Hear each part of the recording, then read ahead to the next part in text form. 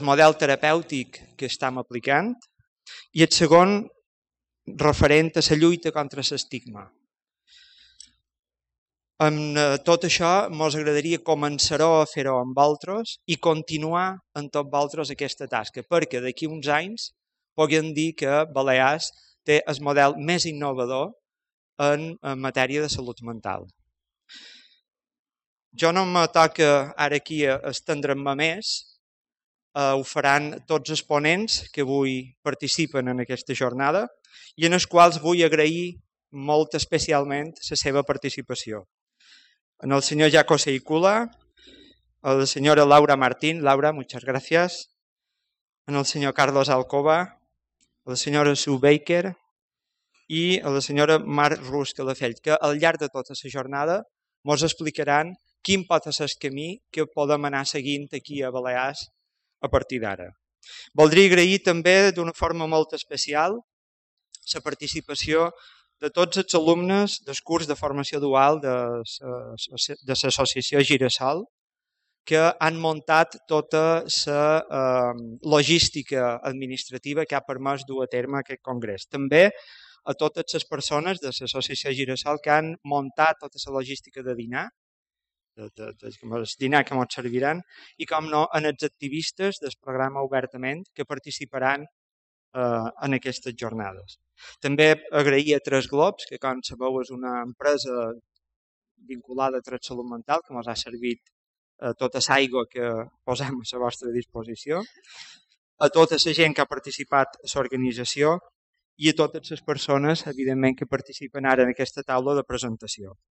Abans d'acabar, sí que vos voldria donar un parell d'informacions de servei referides a tot el tema de so. Per favor, cada vegada que feu una intervenció, feu-la a través del micròfon.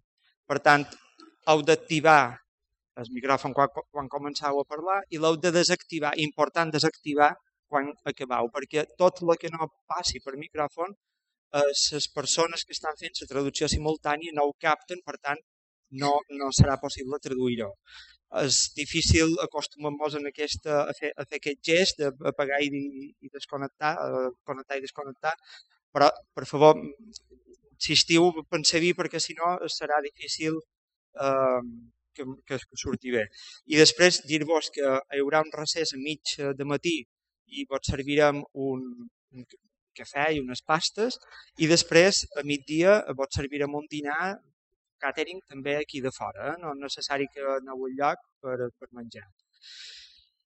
Ja sense més preàmbuls, agraeix també d'una forma especialíssima els patrocinadors d'aquesta jornada, a la Conselleria de Salut del Govern de les Illes Balears, moltíssimes gràcies, i a la CaixaBank, que també han volgut participar d'aquesta jornada aportant el seu patrocini.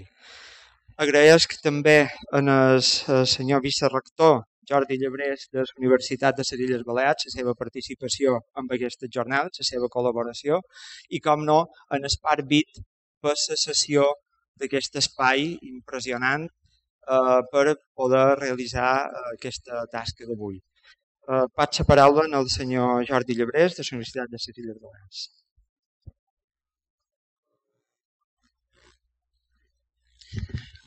Consellera, les autoritats assistents, moltes gràcies per convidar-me. Jo seré molt breu i no faré el discurs que tenia preparat de mitja hora per intentar recuperar el temps que he perdut jo perquè tenia apuntat malament a l'agenda i he arribat tard, per tant, començant tard per culpa meva, i el primer que vull fer és assumir-ho.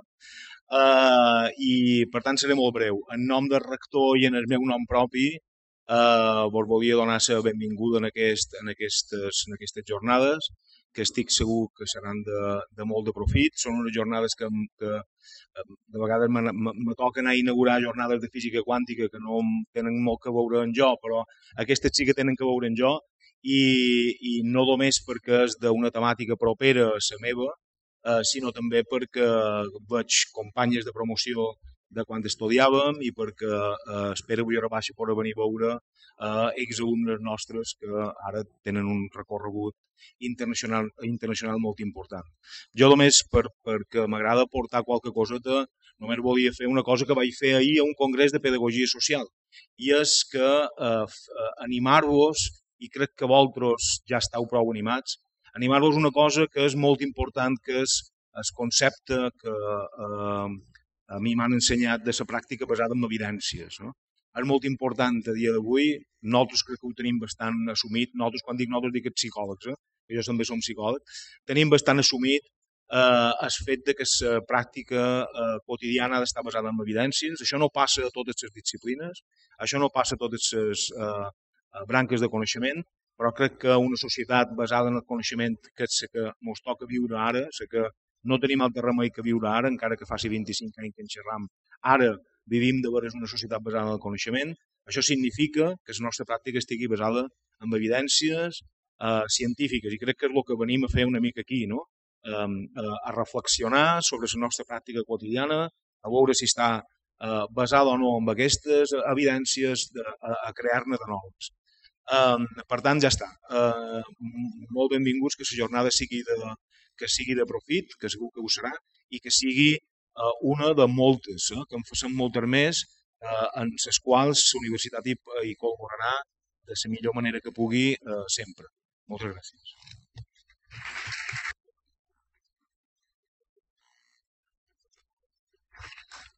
Senyor Marc Ponsatí, CaixaBank. Moltes gràcies, Guillem. Digníssimes autoritats, senyores i senyors, primer tot volem agrair a Tret Salut Mental i a les organitzacions que l'integren, Estel de Llevant, Girasol i Esgarrover també, la possibilitat que ens ha donat a l'obra social de participar en el nostre granat de sorra amb aquesta iniciativa i amb aquesta jornada. Des de l'any 1904, des de l'origen de la Caixa, sempre hem tingut clar a la nostra organització el nostre compromís social, que no només desenvolupam a través de l'obra social prou coneguda, sinó també a través de la nostra entitat de referència, CaixaBank, intentant fer una banca socialment responsable. No volem oblidar en aquest client de CaixaBank, gràcies als quals aconseguim fer aquesta obra social. CaixaBank té un benefici que repercuteixen en la fundació, que ens permeten fer totes aquestes iniciatives que veus en el dia a dia. Per la qual el pilar fundamental de l'obra social són les entitats com a Salut Mental, que fan totes aquestes iniciatives, i els nostres clients que depositen la confiança en nosaltres, i nosaltres estem com a intermediaris d'aquesta trasbase social de la nostra activitat. Per la nostra banda, res més, esperant que sigui una jornada profitosa i un autèntic èxit, voldríem acabar amb les paraules que diu el president de la nostra fundació, que canviant presents construïm futurs. Moltes gràcies.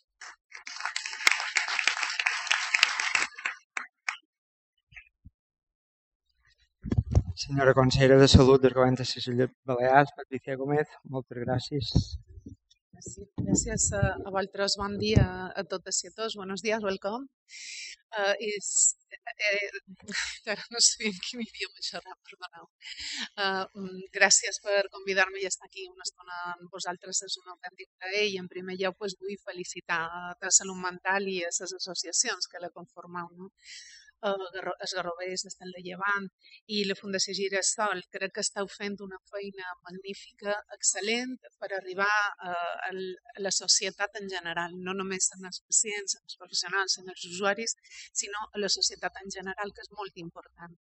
És molt important trobades com aquesta, que ens donen l'oportunitat de compartir coneixements, d'estar entre persones que tenen qualque malaltia mental, de les seves famílies, professionals de la salut, investigadors, poder compartir idees i avançar en el camí cap a una atenció interdisciplinària, integradora, rehabilitadora i sobretot més humana.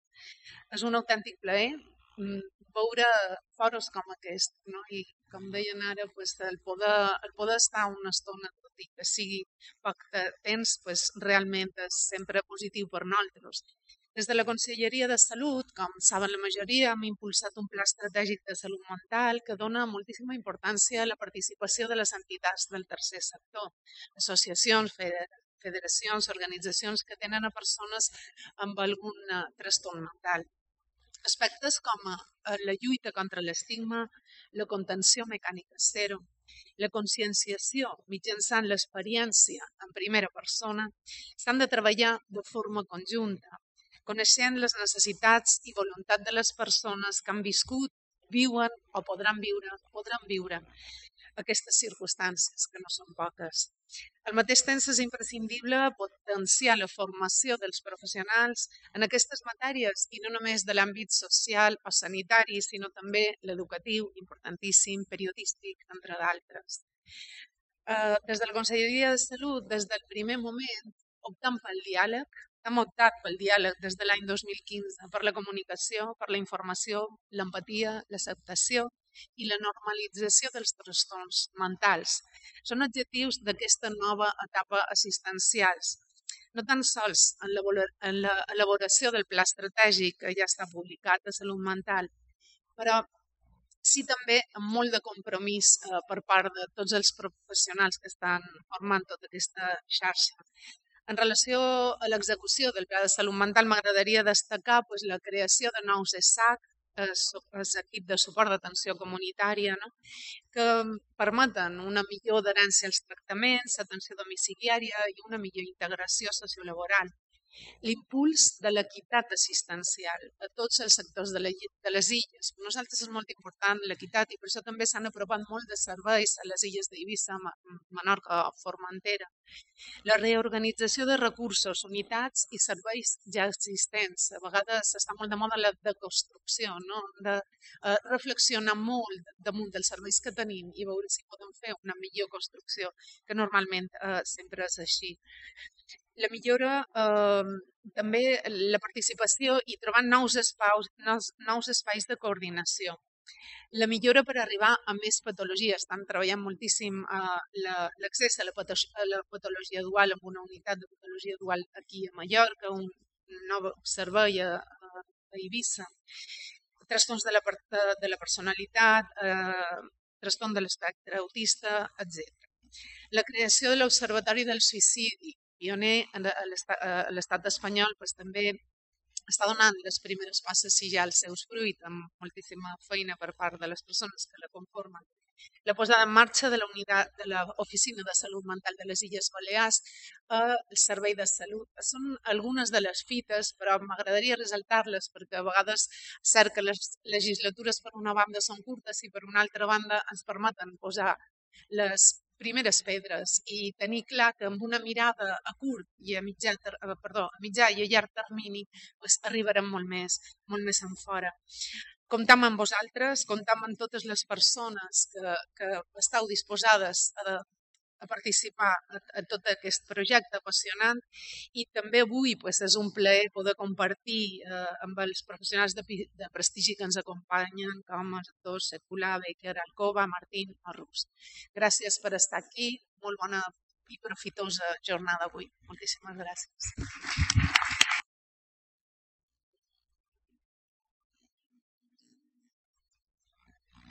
A continuació, idò, donam per tancada aquesta presentació d'aquestes jornades i donam pas en el primer ponent, que és el senyor Jaco Secular, i Naina Mascheró, que el presentarà.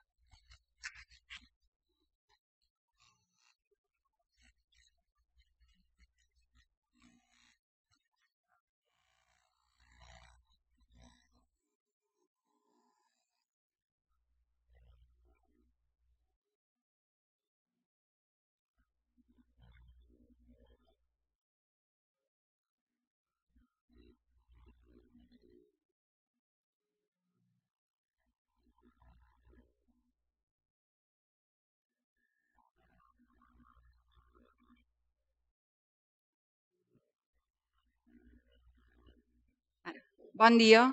A continuació, Naina Mascheró, coordinadora del Servei Ocupacional d'Estel de Llevant.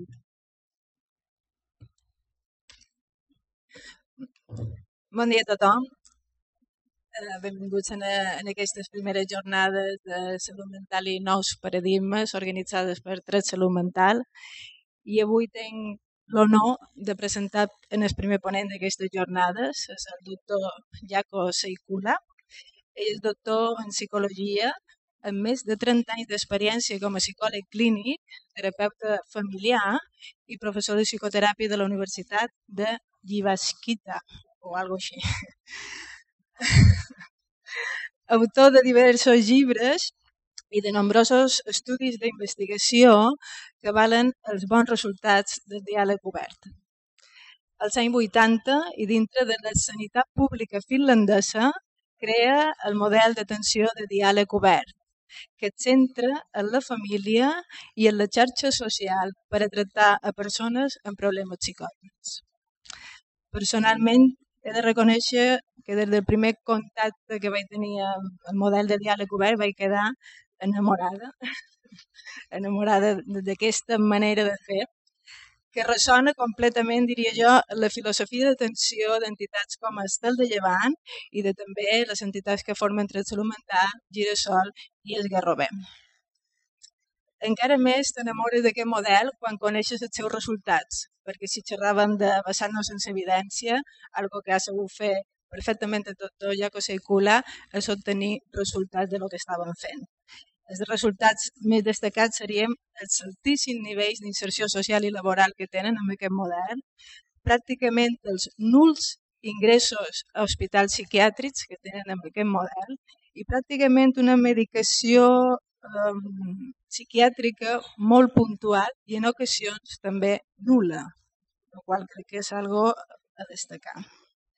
Llavors, l'única pregunta que me vaig plantejar quan vaig conèixer el model de diàleg obert és per què no ho estem fent aquí? I a partir d'aquí crec que el doctor Jaco Seicula està aquí amb nosaltres. Això és un camí que hem iniciat, això és un somni que tenim i ens agradaria projectar aquest somni davant tots vosaltres. En menys de 10 anys, aquí a les Illes Balears, tenim un projecte pilot de diàleg obert, liderat per les entitats socials que formam Salut Mental. I no me vull estendre més perquè cada segon que xerro jo és un segon que no pot xerrar en Jaco i crec que val molt més la pena escoltar-lo ell que jo. Per tant, donant la benvinguda al doctor Jaco Seicula. Moltes gràcies.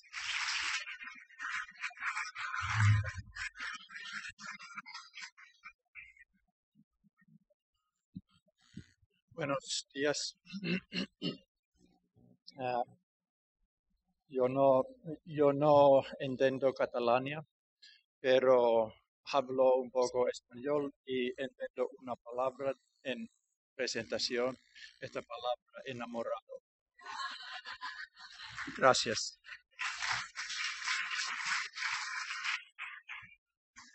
I'm sorry that I have to speak in English, my presentation, but I hope that we can follow what we are going to focus on by the translation.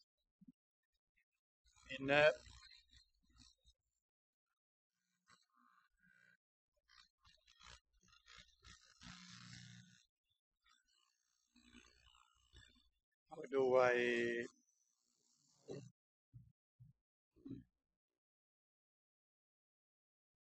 presentation?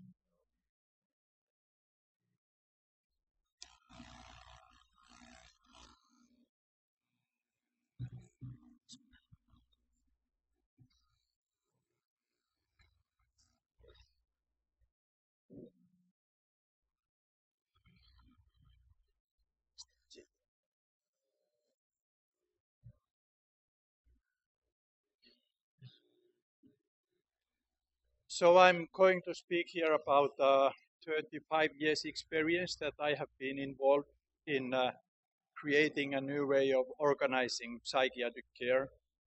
And throughout the process, we have been doing a lot of research to follow up the results and, of course, to understand more about the new processes that we are involved. Actually, one of the conclusions for me is that we cannot make change in our system if we do not systematically follow and make research about it. And I thought that I will start my speech by giving an information of a very fresh research that was published 1 month ago. And all this idea of open dialogue was generated in a very small province in Finnish Lapland, in southwestern part of Finnish Lapland. It's one of the 21 official health districts in Finland, and it's the smallest one, but it has the total responsibility for all population, for all services. And there we have had a special interest of looking at what happens for the first-time psychotic patients when they come into the care in this new system of care that focus working with the family, focus on meeting the clients within the crisis, and working as much as possible at the home instead of hospitalizations. And at the 90s, we had three inclusion periods of first-time psychotic patients. They came into the treatment from 92 to 93. The second period was 94 to 97. And then we replicated the same research 10 years after, between 2003 and 2005. And they were altogether 108 patients who came into the treatment and during this period of time. And now we have prepared a follow-up of approximately 19 years after what happened to those patients who came to the treatment. And this comparison made a comparison to the official statistic of the rest of Finland. So the TAU treatment as usual with 1,763 patients includes all the other patients who came into the treatment in Finland. And as you can see, there are actually quite tremendous differences in the system. First of all, we can see that the people who came into the treatment in the rest of Finland have a lot higher mortality rate compared to the people who came into the treatment, the open dialogue system in Western Lapland. You may think that this is outcome that people come earlier into the treatment, and that's why also they have earlier access for help. They were a lot more in hospital. More than 1 month hospitalization was almost all of the people who were in treatment in the rest of Finland, compared to 18% in this open dialogue type of care.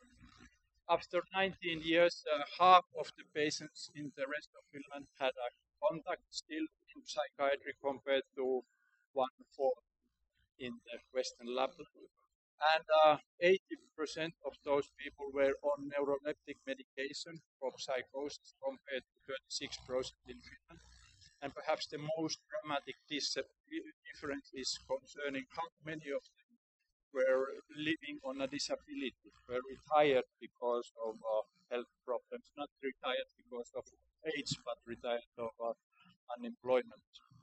And compared to 61% in the rest of Finland, and compared to 1/3 in the open dialogue care. I have not so much been doing of the cost effectiveness research, but I don't need big mathematical skills to make an assessment which type of treatment is more economic. Of course, it's more human for the people. There's a much less need for treatment afterwards. There's a much less people who are living on a disability, and they still have access to life in which they can work and actually these results are quite exceptional, because in research we usually say that long-term follow-ups do not stand after 5 years, but here it's not the case.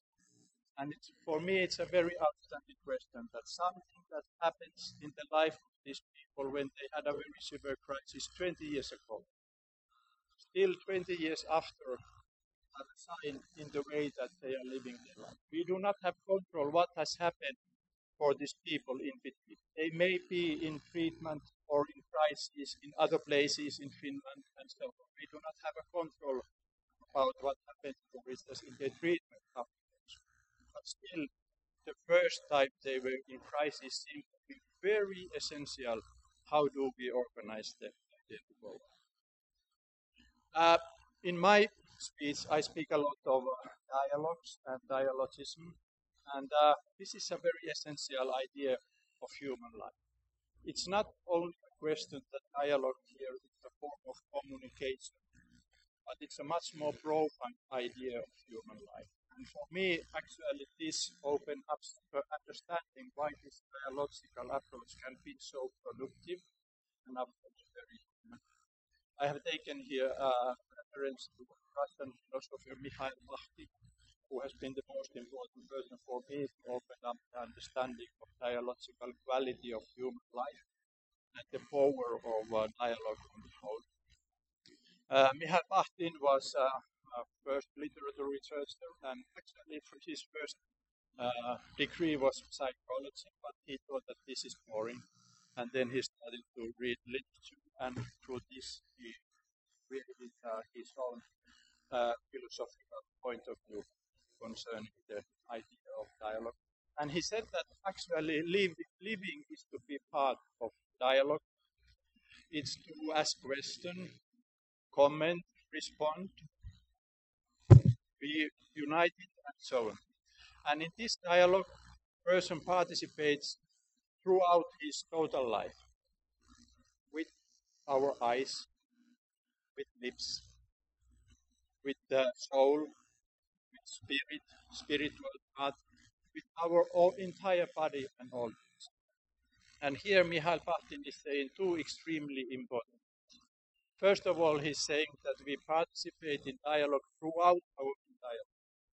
And actually we know, based on this new research of intersubjectivity, that this is very completely true in human life. When the newborn baby comes into the world, she has an innate capacity, or a kind of biological capacity to be in dialogue.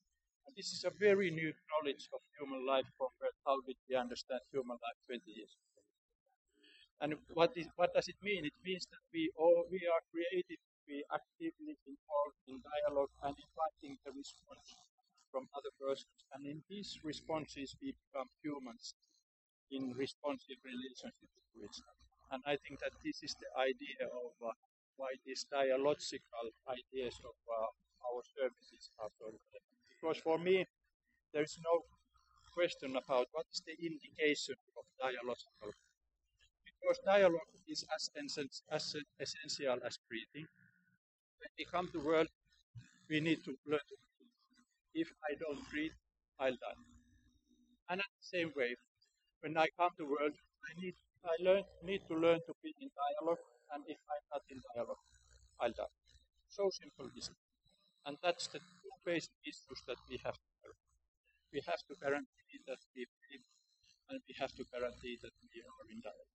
Of course, it's very easy for us to understand that a lot of our patients have experienced that they really are not involved in the dialogues, but they are so much only a target of the information that are being handed to them.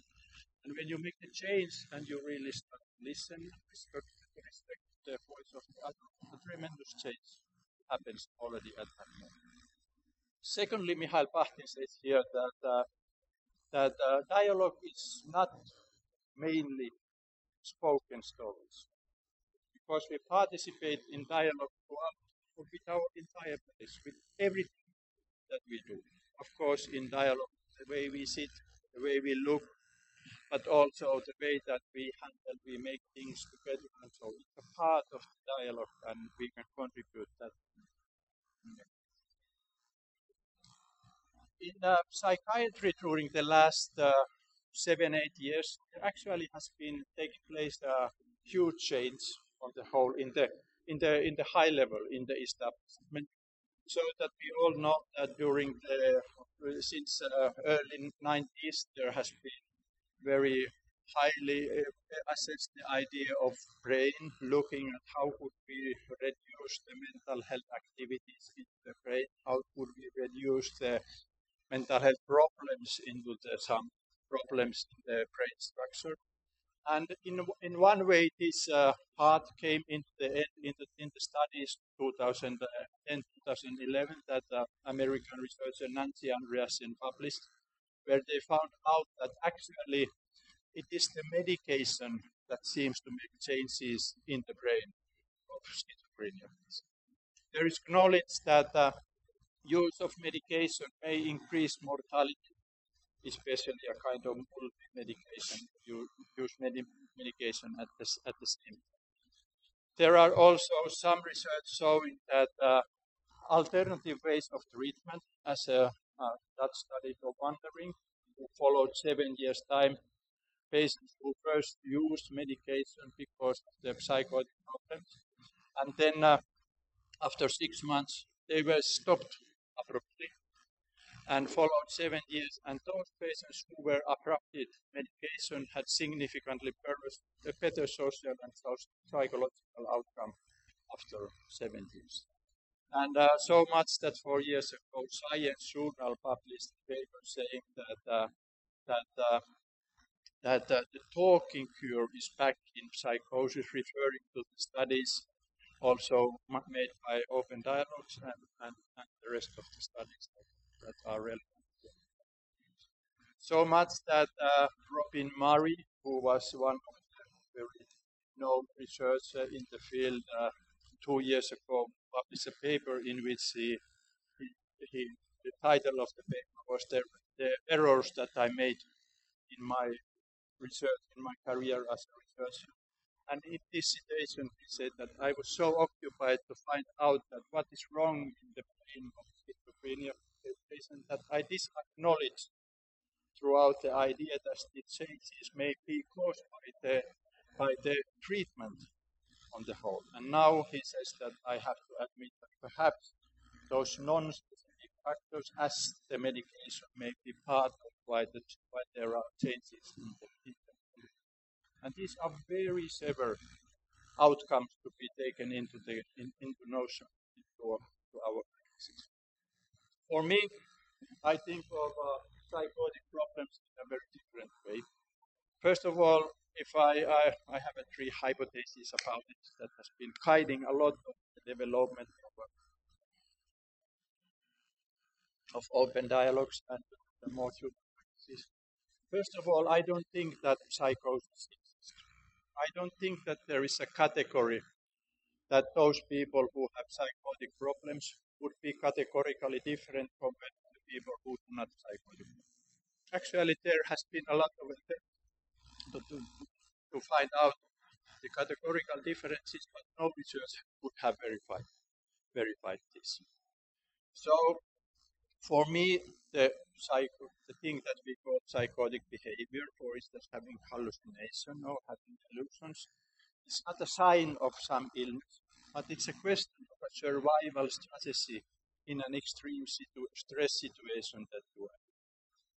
It's a survival strategy that we all need if we are stressful enough situations. Of course, we humans are, our sensitivity and temperaments are different, so that someone reacts more sensitive way compared to other. But it's possible for everyone. There is no predisposition to become psychotic. So what do we see when we meet with people who have psychotic problems, for instance, a longer time? We do not meet with their symptoms of their illness, but we meet with their behavior that many times has come into quite odd forms after a long isolation from social relations. When they start to deal with the strategy of how to deal, for instance, the strange experience that all of a sudden I start to hear a voice even if there is no one else in the room. And in this way, we can think that if the long-term ideas of having psychotic problems are not signs of illnesses, there are signs of failure in the treatment. And this failure in the treatment comes out of two sources. First of all, the system of care is not organized in the way that people get help immediately when they need. But what happens is that people may have psychotic problems between 1 to 3 years before they come to the treatment. There is a lot of time in isolation to generate a kind of survival strategy that are not constructed. And for me, the most dangerous issue in psychotic problem is the isolation. It's not that there would happen some toxic process in your brain and that's why you need to be medicated. No, that's more or less nonsense. Nothing like that has been found out. But what happens is the isolation. This is very toxic process when you become isolated without the contact. And our system should be organized in a way that immediately you have access together with your family, those nearest to you, to work together to understand what has happened in my life. The second source of the failure in treatment many times comes out of the idea if you have a wrong understanding of human life. If we have an understanding that we reduce the mental health problems, for instance, into some structural changes in the brain. Human life is not like that. Of course, brain is very important part of knowledge. It's very important to do research of the brain. But brain, as any other part of humans, are a part of all the time ongoing interactional system, and we have to realize the entire system of interaction, both bodily interaction and the social interaction together. And if we manage to have a system of care that takes into account those all elements that may produce that kind of outcomes that I introduced in the So, uh, uh, for me, thinking about psychotic problems is to think about them as a response. They are response to something that has happened in my life. I know that we all do not work in psychotic problems, and it's not an idea that we only need to focus on psychosis. I think that it's important to think about how do we understand psychotic behavior, because it's a criteria of how do we understand human life. If we think human life as a process in which everyone participates actively in the actional system in which we wait for responses to us to be recognized, or if we think that we are in a way passive receiver of some illnesses that have come. And of course, for me, it's the first one to go on all the time think about how do we, what kind of responses do we take in the extreme stress situation. About the idea of open dialogues is one way to organize our system that takes into account as humans as relational, as an active participant in the interactional system. It was initiated in Lapland in Finland, early 80s.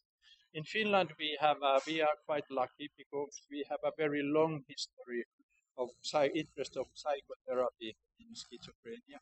And especially important has been the work by Professor Yrjö Alanen. Yrjö Alanen was a professor of psychiatry in Turku. His team, they generated an idea that they named as need-adapted approach in psychology, thinking that every response in psychotic crisis should be adapted to the unique needs of every client, instead of thinking that after we know the diagnosis, we know the treatment. This is very different compared to the idea that we follow nowadays in the evidence-based medicine, where there is an overemphasis on the diagnosis, thinking that after the diagnosis, we know the treatment. They say this is not the case. We need to have forums in which we can understand what is the unique needs of every family and of course of every patient. And for that reason, they generated an idea of open meeting that we started to adopt in our practice in Lapland 1984. It's an idea that what happened was that we gave up totally the idea that doctors have an admission interview with the patient who was hospitalized. I'm a psychologist. I stopped to have psychological testing for the patients and so on. We all came together to meet with the clients, and the clients who had been hospitalized were sitting with us in the meeting from the very beginning without any pre-planning. And we totally gave up of this staff members meeting for planning the treatment. And this was a revolutionary happening in our practice. I remember the day, 27th of August 19. You may say that this is the day of revolution. Of course, most of the revolutions have been failed, so I have to be very careful if I refer to revolution. But we really make everything different when we start to be open. The experiences were in the beginning good ones. Of course, we were lucky to have good first experiences because that encouraged to go on. If we had had poor experiences in the beginning, perhaps we had not continued in this. But they also were very confusing.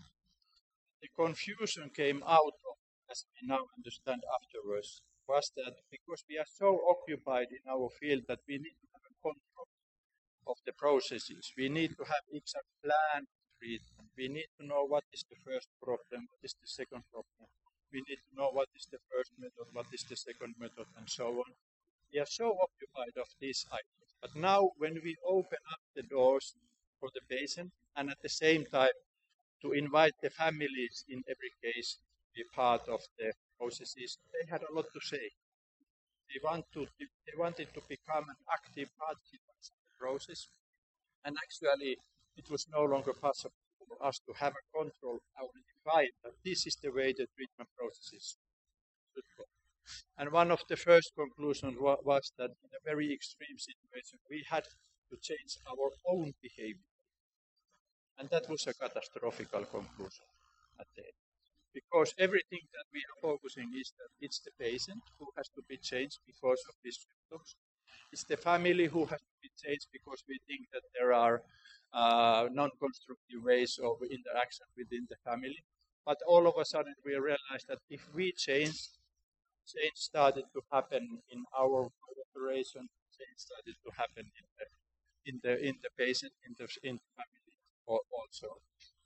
And by so doing, we could have access. Actually, this is the very first idea of dialogical relationships, because what happens is that when we are used to think that all our case is directed to our patients or to the families. I have an education as a family therapist, and I was entirely focusing how could we make a change in the family system. But all of a sudden, we are looking at ourselves. And I think that this is the basic idea of dialogical practice. We look at ourselves more than we look at our patients. What does this mean for me when I listen to stories of a misery with this family? And not so much no longer thinking that how could I change this family, but instead of what does this mean for myself and for our understanding, how could I be helpful to generate kind of ideas around this very stressful situation that the family is in. What happened was that we realized that there are two things we need to do because this was so new way of acting. We realized that the education that we have as a doctor, as a psychiatrist, as a psychologist, as a nurse, as a social worker, do not give prerequisites to work in the medical system. And that's why we initiated the idea that every staff member working in Lapland have an access to 3 years training in this dialogical, or first we call it family therapy practice. And actually, I think that the educational level of the staff is the highest in the world in Lapland. So even if I could show very good outcomes in the research, they are very much based that the staff members really have a very high education. The second idea was that because it was so new, we need to have a research about understanding how the processes and also about the outcomes, and especially important has been the outcomes where things do not happen in the way that we expect. To meet with failures and to need to correct our way of working to have it better. In this way, doing research has become an essential part of this. Perhaps also the research. I don't know any other psychiatric system in the world that has been studied so much as the system. And this research is a kind of, you could say, a practice-based research, naturalistic research, in which you follow what happens in the real world instead of generating a laboratory in which you isolate the phenomenon here under the stratum.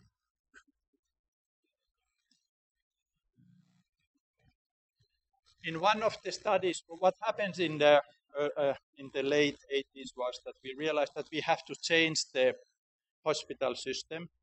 In one of the studies, we realized that when people had a referral and we organized them first meeting with the family for hospitalization, 40% of the referrals to the hospital could be dissolved. 40% of the patients who had referred to the hospital went back to their homes, and they were met with the team who had made this decision to not to come. And then we reorganized the system.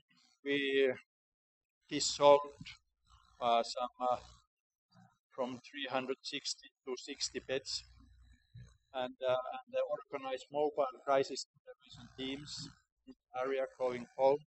And after 5 years of this, we made a research to analyze what are the ingredients in this new type of research. The researcher was Professor Jukka Aaltonen, who was responsible for the study.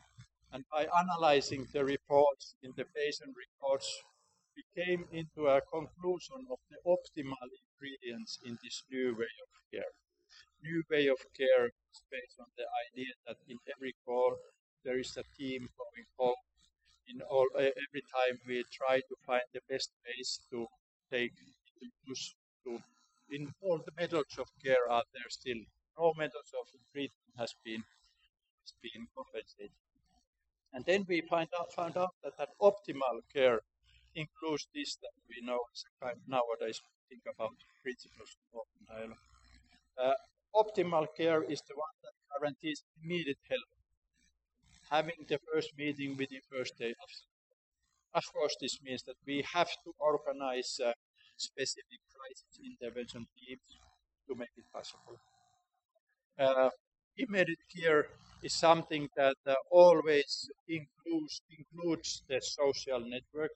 Actually, it means that it always takes into account the family, but in some cases, they are also important to take into account the rest of the social network, not only the family. But it always, in some way, includes the family, even if the family would not be possible to participate in the meeting. But that's the perspective of the care. Optimal care is the one that is flexible, adapting to the unique needs of every client, taking use of those methods of care that we think that are best for this patient. Some patient needs for individual psychotherapy, for some other patient occupational therapy is more relevant. Someone needs to be hospitalized because of suicidal threats during the weekend. Someone needs more medication than others. Someone can manage his crisis by anxieties instead of going to antidepressant and so on. You always need to find out what is the basic idea. And as I said, this is an integrated model to integrate in a different disease. Optimal care is one that guarantees the responsibility of the system in the way that it's always available for the clients, for our colleagues, and for family members. And what happened in our process was that we learned to stop to say no to the families who made a contact. We said to ourselves that it's no longer possible to say no. This don't belong to us. You have to go to alcohol abuse clinic or some other services. But instead, we learned to say that whoever made a contact, to whoever is the one who is responsible to make a meeting, and in this meeting we can decide who are the best one to be in charge. For instance, myself, when I was working 18 years in the hospital as a clinical psychologist, I didn't have anything to do with the crisis services, but still, some mother, for instance, would have found my name somewhere. I made a call about her concern about her son and described the situation. Now I knew that I cannot say to the mother that you have to make this, but I listened to her story, and then if she told as a part of the history that she has realized that her son has been also drinking a lot, and that's perhaps why he has started to behave in our way. So I could introduce to the mother that, okay, we will come to you tomorrow morning at 9 o'clock. And if you allow, because I think after listening to your story that perhaps the problems of your son may have something to do with too much drinking, I could invite someone from the alcohol abuse clinic to come. And this is the idea to guarantee the psychological continuity across the service. we all know that our service system is very fragmented. And now the idea is to introduce services in which the alcohol abuse clinic worker, the people from the mental health outpatient clinic, people from the social services, many times police, can come a part of the same meeting or even the same. And these can be in charge of the system for as long time as needed. And in the end, the optimal care is the one that by introducing safety for the family, safety enough, can tolerate the uncertainty that there are no ready-made responses, but we in a way live to the responses together in our meeting. And that's why we focus on the dialogue and not on solving problems or finding out solutions. Some, I will not go into detail of all these, but some points that I think is very relevant. First of all, this crisis. Why is it so important to meet immediately in crisis? You may think that crisis in a way is a kind of monological dead end. And there has been a process in the family. They have been concerned of their daughter who was not sleeping for many nights. They wait for that perhaps tonight she will sleep and tomorrow things are better, but it don't happen. And after a while they come to a conclusion that now we need to make contact to the primary care or the psychiatric services. And this is a paradoxical situation because you are in a dead end. And then you make a contact and all of a sudden everything is open. But this period when things are open is very short. It's 1 or 2 days. And when it's open, there is a lot of emotions. There's a lot of distress. And there is not at all access to rational thinking. What shall we do? And this is the, let's say, the golden period of help to be met, because in that period of time you have access of issues in your life that you did not have before. People, for instance, who may have psychotic problems, they speak about their hallucination during the first day after the contact. But after 3 days they no longer speak. But if we are there during the first day, we have access to take this part of their life as a part of our shared option. That's why it's so important. There are issues of anxiety, there are issues of some topics in the life of the family that never has been spoken. I know this because I myself have been doing some 200 follow-up research, follow-up interviews with the families in different studies, and they repeatedly say about this. The crisis, it was so painful. But now afterwards, it was so good that we came here. The fathers would say that in the crisis, I learned to speak of my emotions, of my experiences. So it's a really golden possibility, even for people who do not have access so much insight to, let's say, psychotherapeutic work. I even think that this is very important, even in a chronic situation in which you need for hospitalization, because this is always kind of a change and request. People in a long-term situation seems to be living in a kind of chronic crisis, and those emotions that never has been spoken within the family are possible to open up in a new hospitalization, in a new need of crisis, even if it would seem quite minor. About the social network, perhaps I already said the most important thing here. But what is relevant is to learn a way of informally introduce the idea of working in social network. If we, in a very formal way, first meet with the patient and we ask, are we allowed to take contact in your family, we probably have a much more resistance of the idea.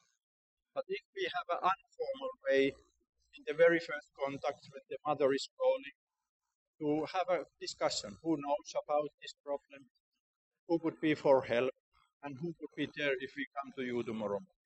It's a very informal way, and by so doing, asking those other people to come to help to us, we have less resistance of this, both on the side of the family and on the side of the patient to accept this idea.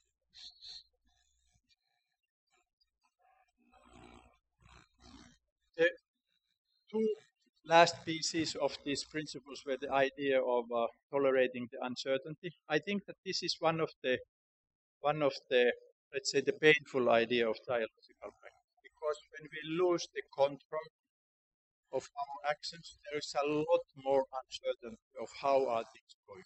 There is also a lot more uncertainty on the side of us as a professional to be sharing of the emotional crisis of the clients without exact formulation in the speech. And of course, one way to do it is that we all the way work in teams, in teamwork instead of single therapists. And in teamwork, we can tolerate more of the situation. We do not live in a need in which we all the time have to react, for instance, in the increase of symptoms or some other forms of behavior.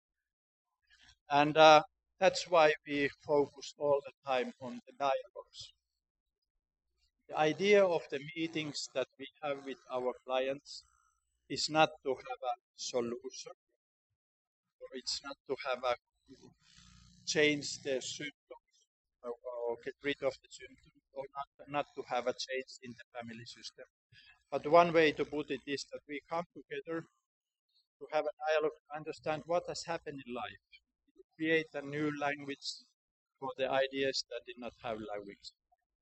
Actually, I think, for instance, thinking of psychotic problems, that they are dealing with some of experiences that do not yet have words, and that's why they come in a metaphoric way. We know that in a hallucination, for instance, people actually speak of real things that has happened in their life, and it's very confusing, it's very difficult to understand, but step by step we come to understand that this actually was very true in her life. One man, for instance, talked a lot about that he is under the control of a program by the police. It was clearly his psychotic idea. And then we met with him, and actually, in the process of care, it became evident that he has been living in a house as a neighbor to police. And when the police moved away, there has happened some very peculiar mixed up, and he started to get the electric bill of the police. It was very true that this poor man was living. Very few words about the meetings, because we can come near to end and can have some discussion about your ideas about the meeting, about the open dialogue. First of all, I already said that the very basic idea is that we work in teams instead of single groups. And we work in an open way that we expect that everyone participates from the outset in these meetings. We do not make plans as a professional to the meetings. This is very different how I used to think about family therapy at the 80s, when there was a very strong idea that we need to have a high so on. But here we prefer the opposite. We come into the room by saying door opening, sit down, and start a discussion. That's how it is. We expect that those who are most confused, agitated, and psychotic are in the meeting from the very beginning. I meet a lot of the ideas, for instance, in the psychiatric hospitals, saying that, of course, we want to meet with the family, but we have to wait until he become more coherent to be able to participate in the meeting. And our experience is the opposite. It's most fruitful to meet when you are mostly psychotic, mostly agitated, mostly irritated. In the meetings, people usually become more coherent. And of course, it's much more constructive to become coherent in relation to those most important persons in my life, instead of becoming more coherent in isolation from those persons. And of course, this includes some necessities to our skill. How do we manage to have dialogue in a very agitated situation? Everything is discussed, everything that is related to the issues in care, everything that is related to our conclusion, what kind of methods do we need, including what kind of methods of care, what is the medication, what is the if there is a need of compulsory treatment decisions. So are discussed openly and decided by everyone present. It means that neither after the meeting we come among professionals to decide what should we learn, but we really learn a language that we translate the presence of everyone. There are 4 important questions about it. This is an open dialogue meeting. There is no ready-made structure that the meeting should be followed like this. But there are 4 important questions to make best possible use of this possibility to come. First is the question, how do we open up? Second is the question, how do we make space for every voice is becoming heard? The third question is, how do we make space for the professionals' discussion? Because it's a very relevant part of it. How do we close? The first and perhaps the most important is that open up the meeting with open-ended questions in which our clients can start to speak of the issue that is most relevant for them at the moment. I'm used to saying in a very strong way, do never open up the meeting with your attachment. Do never open up the meeting with your attachment. Of course, it's not harmful, but if you want to get optimal use of the potential resources, please open up the meetings with the topic of your clients. And take the last 10 minutes of the issues that you know that you have to handle. Of course, we always know that there are issues that we have to handle. But do not open the meeting with those issues. Take them. And then you have a lot more access, a kind of sense for the participants that I am respected. There is a curiosity about how do I feel, and so. When we do this open-ended question, how are you? Who would be best to start? Or how would you like to use the time? The one who starts usually starts to speak immediately of the most important issues. But for me, the second part is also important. To make space for all the participants to become a part of the meeting. And that's why I could say that the thing what you are saying seems to be very important. I want to go on to that. But before doing, I'm very curious to hear what all of us have in your mind. And you make a round to ask everyone what it is. And we accept the idea that someone says that I don't have anything specific. When we think of people in a crisis, it's a very bodily closed situation. They are scared. The father who comes into the meeting is scared to death that he will be blamed about the problem of her daughter. And if I'm very closed, I'm not open to myself. I'm not open to listen to the stories of the other. And that's why it's so important that early days in the meeting, I have a place to say that I don't have any special in my mind. I'm open to discuss everyone. And by so doing, become more relaxed, open, encouraged to other myself in the presence of everyone. This is not to have an agenda that we have to handle this and that issue, but more a kind of invitation to become a part of the communication. The third point is to have a discussion among professionals. Even nowadays, I have a feeling that professionals discuss all too little with each other in the meetings. Families like a lot when professionals discuss openly, for instance, the different options of care. They like a lot of when professionals also reflect of their emotions, what has appeared in the meeting. This openness is very important. They may say that, of course, it may be important to have some information about the illness, but we are much more interested, how do they think in person about it? Did they enough invite the nurse to the discussion because the nurse, she knows best our son? And so those are the ideas that are there. So that we really, this openness among professionals is a very fruitful part of the process. And then the last point is the idea of concluding the meeting. How to conclude the meeting? If we follow the idea that we take the last 10 minutes, 15 minutes of the issues that we know that we have to handle, if they have not been handled as a part of the naturally ongoing dialogue, then we may say something that it seems the time to start to close the meeting, And then I usually say something very general, good feedback. I have a sense that we have been speaking of important issues. Perhaps we can conclude some more concrete ideas. This has been especially important and we have concluded this. And also say that these things has stayed open, because having things open is also very fruitful to the future. But before we close, I wonder if there is still something more to add. So that the last words are our client's word. The first words are our client's word and the last words are our client's word. And they have a kind of a control, perhaps. Of course, we have a lot of things that we want to discuss, but perhaps for time being this was enough. This was good. It's no longer a question for the therapist to find the best way to stop.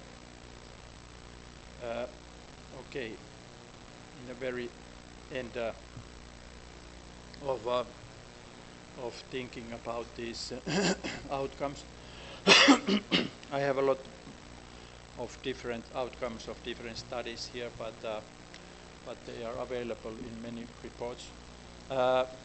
It's a bit funny, sometimes irritating discussion, because the results of open dialogue are many places try to be disacknowledged by saying that this research is not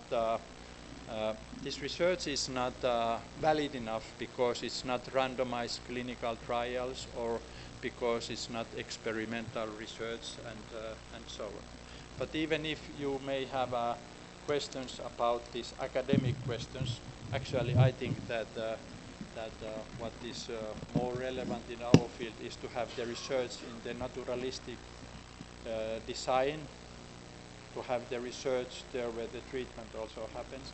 And I don't have any questions about the outcomes. They are very different compared to any other treatment that I know in psychiatry. And why are they so important? I don't have an explanation, because in the studies we do not have a design in which we could explain, so it's more a kind of a hypothesis. And for me, perhaps there is these 4 important issues that happen simultaneously. First of all, organizing our work that we meet people in crisis is a very productive. In the emotional distress that people have, you have access to topics and resources that are not possible before or after the crisis. And having organizing the system in a way that makes crisis intervention services possible is a very fruitful in many ways.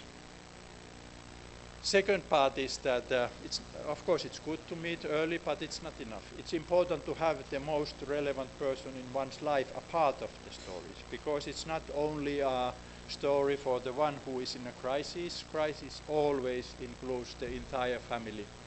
There may be even in the family people who may have even symptoms that are. We had a project of looking at the people in major depression, and actually we found out that it was a couple therapy for people in depression, and we found out that almost 40% of the spouses could be diagnosed by depression because of the crisis. So it's not at all the idea that there is one person who is ill and other person supported, but all are needed for support, and all, by giving them support, are also listened and have more access to their own resources of care.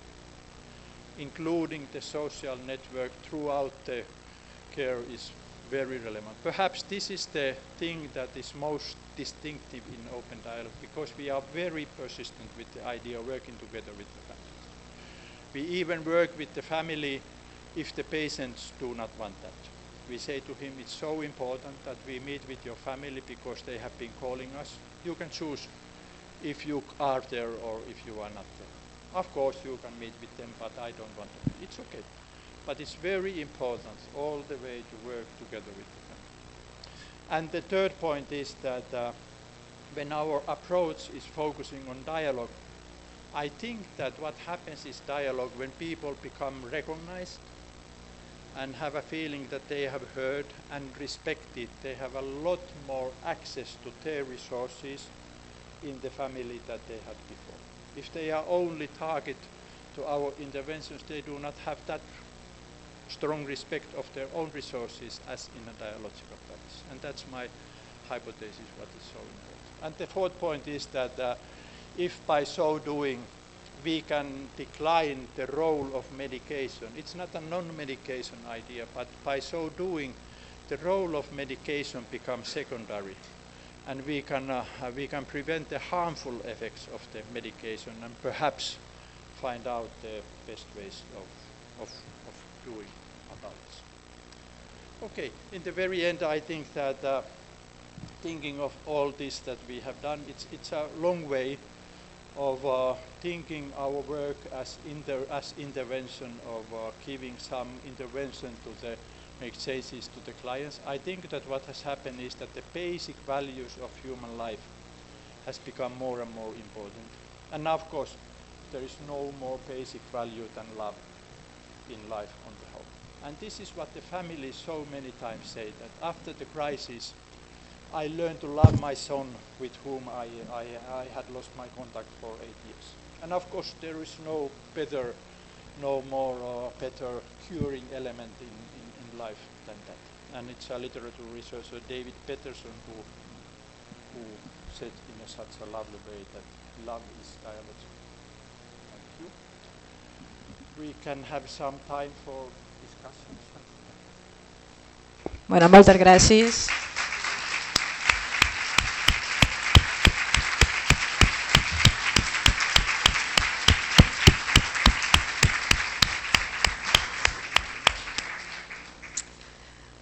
Només hem tingut solo hemos tenido una hora, pero en este espacio creo que ha dado unas ideas muy importantes el doctor Jaco Seikula en qué consiste el diálogo abierto.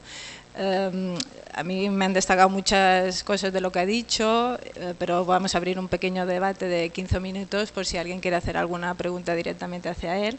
Yo sobre todo destacaría este modelo que siempre tiene en cuenta a la familia y a su entorno social, creo que eso es fundamental. Destacaría también tolerar la incertidumbre, algo que en muchas ocasiones nos cuesta a los terapeutas o profesionales. Después destacaría como muchas veces los profesionales observamos un deterioro cognitivo, mortalidad en personas jóvenes, un bloqueo a nivel cognitivo y emocional que nos dificulta establecer este diálogo y a veces pues pensamos que es por la enfermedad, pero muchas veces posiblemente esté asociado a un exceso de medicación psiquiátrica, que es lo que plantea este modelo. Habría que cuestionarlo. Luego también la fragmentación de los servicios, algo fundamental. Es decir, no podemos dar continuidad a los cuidados si los servicios están fragmentados, si no nos coordinamos, por ejemplo, en las Islas Baleares, salud y servicios sociales, no podemos dar continuidad a los cuidados, eso es esencial.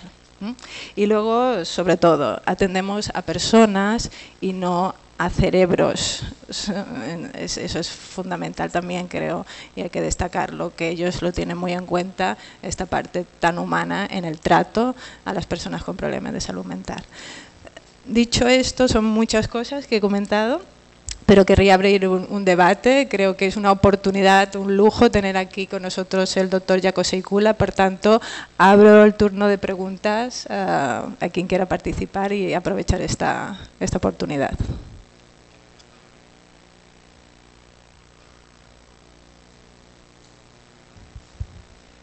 O pregunta en español, ¿no? ¿Perdón? Pregunta, ¿tienes traducción, Jaco?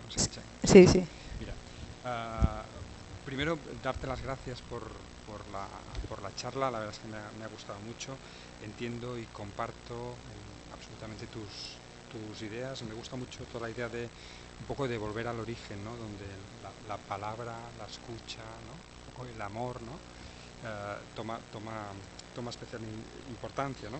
Entiendo también la vuelta al terapeuta introspectivo, al terapeuta que mira hacia adentro, mira hacia sus emociones. Entiendo y también comparto, entiendo un poco el papel que tú explicas el papel dentro de este microcosmos que creáis de diálogo abierto con las familias. Yo me pregunto una cosa que a lo mejor es muy básica, pero me gustaría saber cómo os movéis en el macrocosmos, es decir, cómo os movéis frente a las grandes sociedades científicas de la psiquiatría, que me imagino que son detractoras de todo vuestro trabajo, de las empresas farmacéuticas, ¿no? Que deben ser como como grandes resistentes a lo que estáis haciendo vosotros. Y me gustaría saber cómo os movéis ante esta macrofuerza, ¿no? I don't care about them.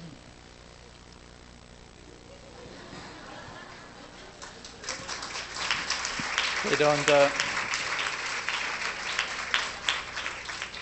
They very seldom invite me into the occasion. They have sometimes, yes, and they are very interesting.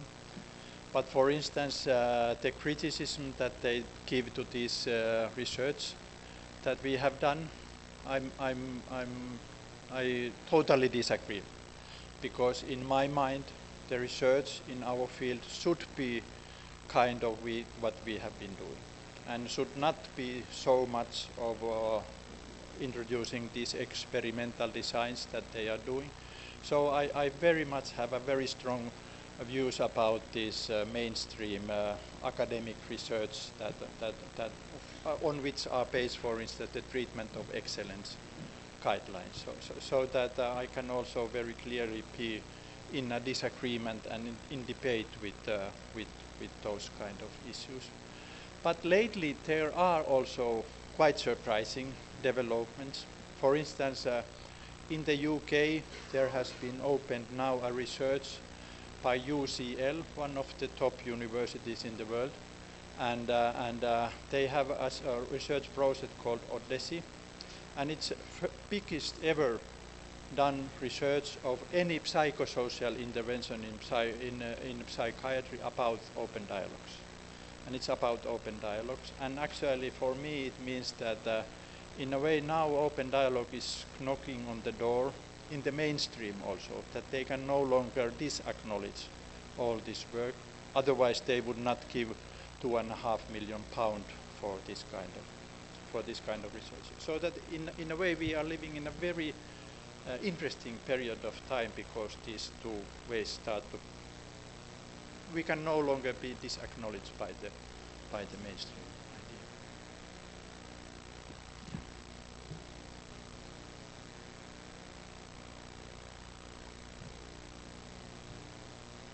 Més preguntes, per favor? Animeu-vos.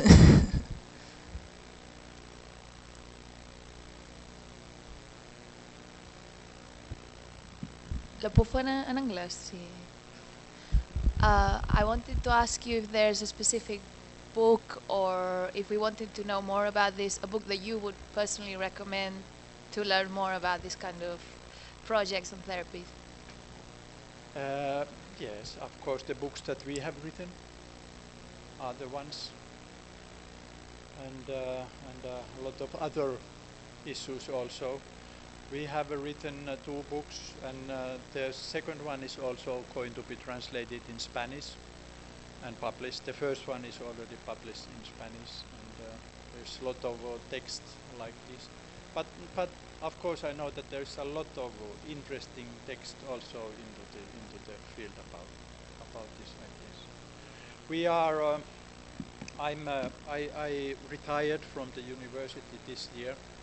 A bit earlier that would have been possible, but because there is so big interest of these issues in the world, I thought that we need to create a kind of global network for introducing training possibilities in each country to this open dialogue care, and that's what I'm very much occupied at the moment. For instance, this is a proposal for you. For people who already have a psychotherapy training or family therapy training, we introduce a 2 years training in Helsinki, and in this training they become qualified as trainers in their local context in their own countries. We already have the first class finished last June, and it was tremendous. A lot of half of the people were very advanced psychiatrists and psychologists with a very long history, and they are very fascinated. They came from 7 different countries, actually throughout the world, from USA, from Australia, from China, from Japan, and so on, as also in the second class. So that if you are interested about this, please come and make this. it happens in the way that there are 1 week gatherings 8 times a year, so it's not, you do not need to move to Helsinki for this training.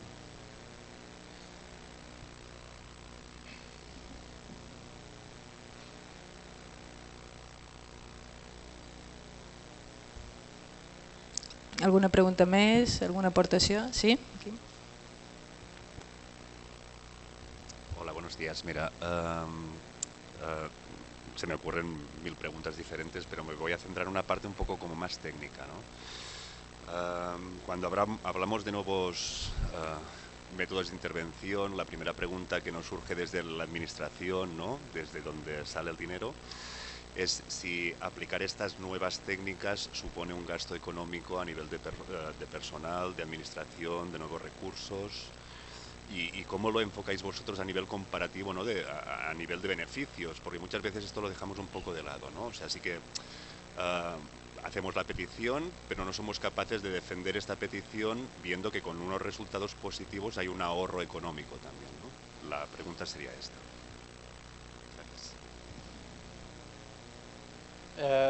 We don't have so much systematic analysis about the economic difference of the cost effectiveness, but in the few research that we have done, it's always much cheaper to have this need-adapted way or open dialogue way of treatment. For instance, in one province in Finland, this was put in practice, and it was 30% cheaper compared to the traditional care. And of course, in the history, if you have a strong focus in hospitalization, it's quite easy to have a spare of money.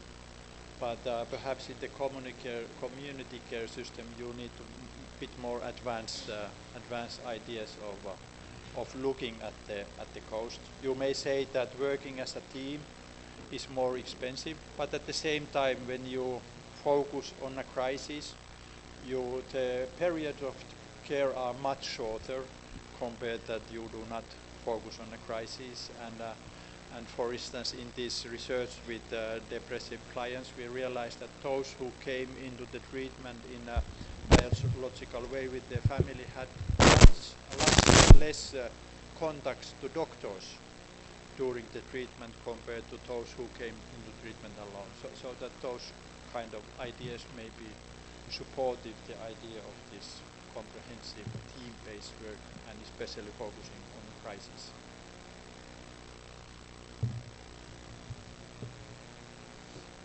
Actually, I don't want to speak so much about money. I know that this is much more economic than the system of otherwise, but I think that our Western countries, we can afford a proper system of care for people in mental health crisis, and I don't want to give the economic part as an argument for this. I know that Spain is rich enough to introduce a proper care. I know that Finland is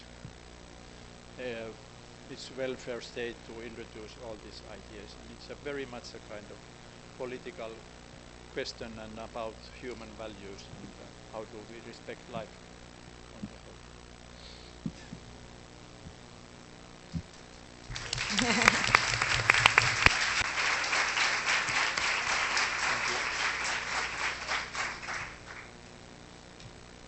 ¿Alguna pregunta más?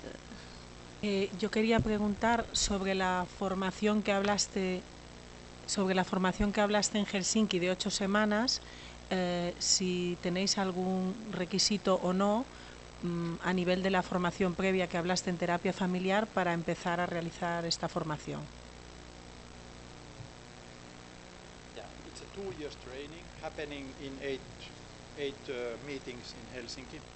And the requirement is that you have either family training or some other form of psychotherapy training and experience of working with families. And regardless of what is your basic education, so that in these trainings there are people, most of them have been so far psychiatrists, psychologists, and some nurses, some social workers, and so welcome. In Spain. Haremos la formación aquí, si es posible. ¿Alguna pregunta más? No. Bueno, pues ya tenemos que ir finalizando para ceñirnos al tiempo. Yo quería acabar con una frase. Oh, perdón, ¿una pregunta por aquí? Sí, espera, última, una pregunta. Si entro en tiempo, primero de todo muchas gracias y luego quería comentar, ¿está encendido? ¿Se me oye? Me acerco. Que en diferentes artículos he leído que se habla de la práctica dialógica como alternativa a las contenciones mecánicas. Mar, no se te sent. Micro, no se te sent. En diferentes artículos he leído que se habla de la práctica dialógica como alternativa a las contenciones mecánicas. Y aunque después de escucharle la respuesta a mi pregunta puede ser muy evidente, necesito escuchar su postura en cuanto a las contenciones mecánicas. ¿Por qué diría que es el diálogo abierto una alternativa directa? ¿Y cómo ha sido o fue el proceso de cambio?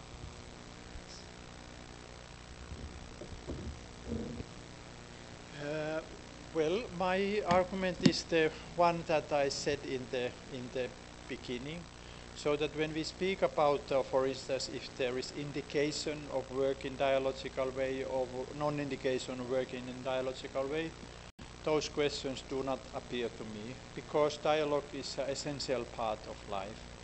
And that's why if we turn our way of working in a dialogical way, we have a lot more access to the own resources of our clients and the own resources of the families. And that's my basic argument for the idea.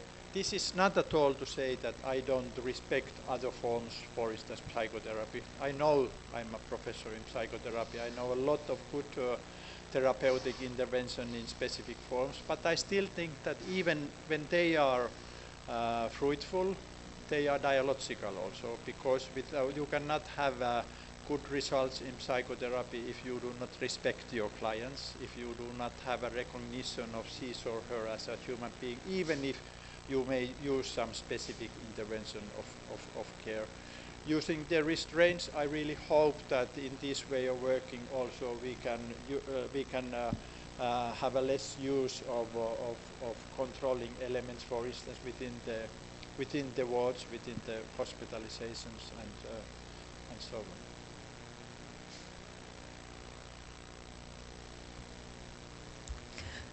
¿Alguna pregunta més? No, ara no? Sí? Vale. Pues per ja acabar aquesta primera ponència volia acabar amb una aportació d'un terapeuta familiar también finlandés de modelo de diálogo abierto que dice lo siguiente: el modelo de diálogo abierto es más una cuestión política.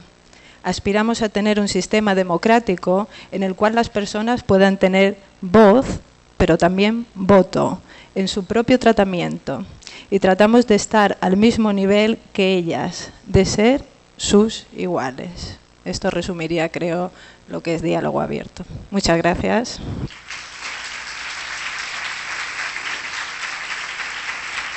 Y me informan que antes de ir a tomar algo, todos los ponentes y autoridades tienen que venir aquí para hacerse una foto conjunta, por favor, antes de irse. Muchas gracias. Ara hi ha un berenar aquí de fora i mos donem fins les 11:15. Mos tornem a veure aquí de dins. Que disfruteu el berenar. Perdonad, una cosita más. Cuando acabemos de merendar, todo el mundo afuera, conjuntamente haremos una foto con todos los participantes en la jornada. Muchas gracias.